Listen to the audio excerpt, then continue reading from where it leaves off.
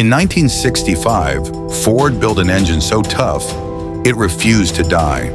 An engine that could run 500,000 miles on little more than cheap oil and blind faith. They called it the workhorse, but the men who turned the wrenches had a different name. They called it God's Anvil, because no matter how hard you hit it, it never broke. But what Ford's boardroom didn't know was that this humble straight six would become their greatest creation and their biggest shame. This is the story of the engine Ford had to destroy. The birth of a legend. 1964, Ford headquarters, Detroit, Michigan. The air is thick with cigar smoke and tension. Across the room, a red line sales chart bleeds failure, month after month. Chevy's trucks are crushing Ford. Dealers are panicking. America's heartland is turning to the bow tie brand. In the boardroom, Ford's elite, the V8 aristocrats, sit around a polished mahogany table, tailored suits, perfect hair, shoes that shine brighter than chrome. To them, the answer is simple. Build another V8. More power, more polish, more prestige. Something to impress the country club crowd. But at the far end of the table sits a man who doesn't belong. A man who smells like motor oil instead of cologne. His tie's crooked, his hands are scarred. Chase Morsi Jr. Not a salesman, an engineer, a fighter. He leans forward, voice steady but sharp. You want to win this fight? Build something cheap, brutal, unkillable. The room goes silent, then laughter. Peasant engineering, one exec mutters. They mean it as an insult, but Morsi wears it like a badge of honor. Far from Detroit's glass towers in a dimly lit corner of Ford's Cleveland engine plant, the rebellion begins. Concrete floors, fluorescent lights buzzing overhead.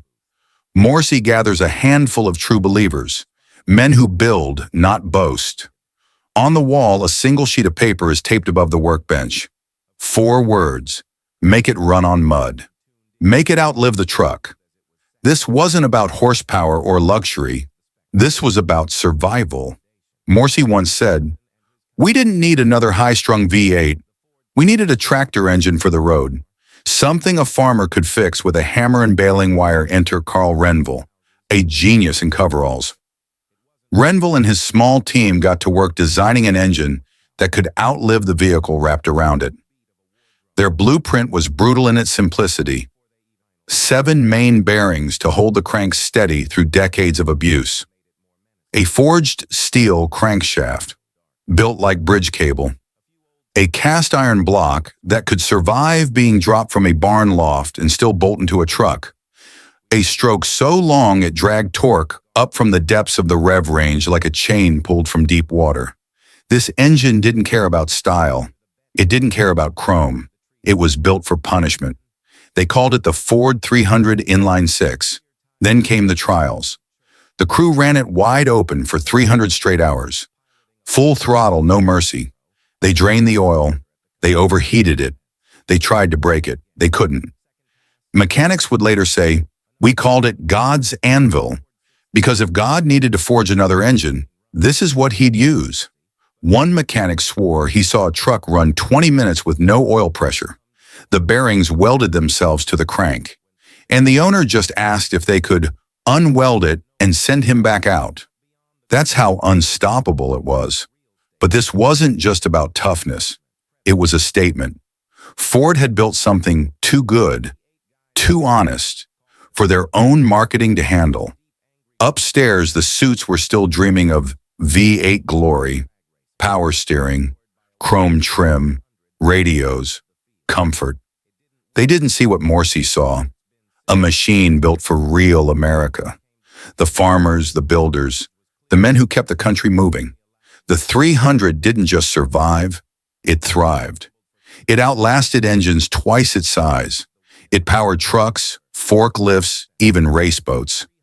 It became the backbone of Ford's reliability reputation. And yet, the boardroom hated it. Because how do you sell something that never breaks? How do you profit from perfection? Quietly, Ford began phasing it out.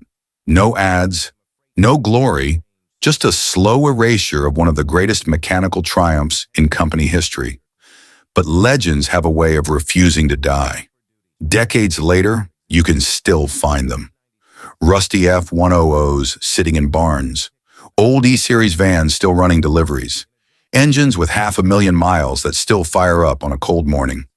The 300 inline six became more than an engine. It became a symbol of endurance, of defiance, of American grit. And even as Ford moved on to aluminum blocks, turbos, and electronics, the memory of the 300 lingered.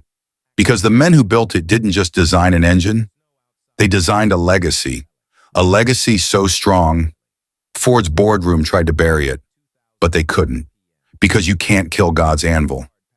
If you love stories about engines that refuse to die, about the men who built legends in grease and steel, then you're one of us. Hit subscribe, because this is just one chapter in the untold history of machines that changed the world.